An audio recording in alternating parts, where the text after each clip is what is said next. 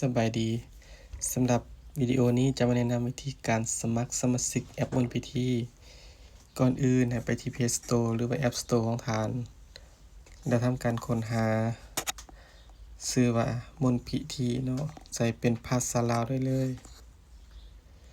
อันนี้แม่นเฮาได้ดาวน์โหลดมาแล้วเนาะแต่ถ้าหากว่ามันขึ้นอัปเดตให้กดอัปเดตให้เป็นเวอร์ชันล่าสุดเนาะ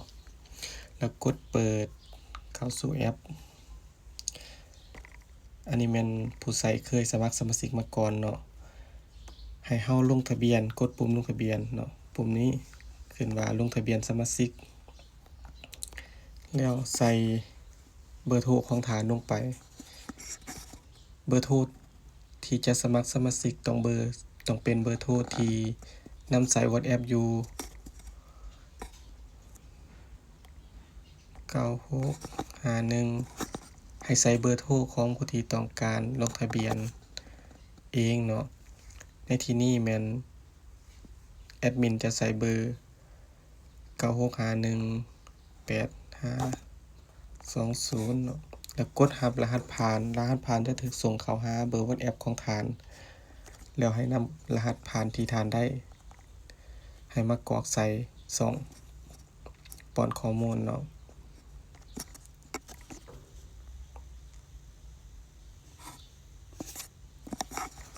รหัสผ่านแม่นทุกคนจะได้แตกต่างกัน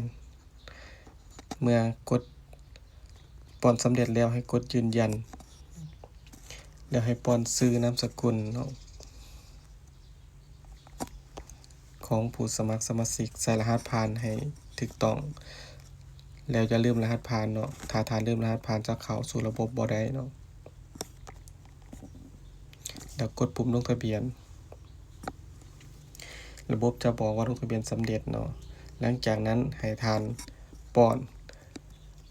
เบอร์โทรที่ท่านสมัครไปเมื่อกี้นี้เพื่อทำการเข้าสู่ระบบเนาะ96518520แล้วก็ใส่รหัสลงไปเนาะแล้วกดเข้าสู่ระบบเมื่อกดเข้าสู่ระบบแม่นจะเป็นการส่งเสริมแอปมนต์พิธีเนาะทุกคนจะต้องได้ส่งเสริมแอปมนต์พิธีตามกำลังศรัทธาเนาะในที่นี้ผู้ใช้จะบริจาคหรือว่าสนับสนุนแอปแม่น 100,000 กีบเนาะแล้วกดดำเนินการต่อระบบจะขึ้น QR ให้เนาะแล้วให้ทำการเอาบัญชีธนาคารของท่านที่มีอยู่บ่ว่าจะเป็น M-Money เนาะการค้าหรือธนาคารอื่นๆที่สามารถชำระเงินในประเทศลาวได้เนาะให้กดสแกนเพื่อจ่ายเงินเนาะ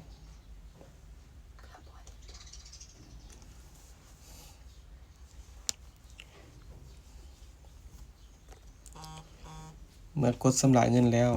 ให้รอท่าแป๊บหนึ่งเนาะ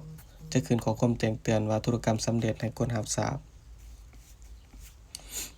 เมื่อสำเร็จแล้วท่านจะสามารถนำใส่แอปมนต์พิธีได้ตามปกติเนาะซึ่งจะมีบทสูตรต่างๆเนาะหากท่านพบปัญหาใดๆเนาะให้ท่านกดไปที่ข้อมูลแอปเนาะแล้วเลื่อนลงหลุมสุดข้อมูลของผู้พัฒนาแล้วติดต่อหาผู้พัฒนาได้ตลอดเวลาเนาะหากท่านพบปัญหาพวกเราจะซัพพอร์ตท่านตลอดเนาะขอบใจ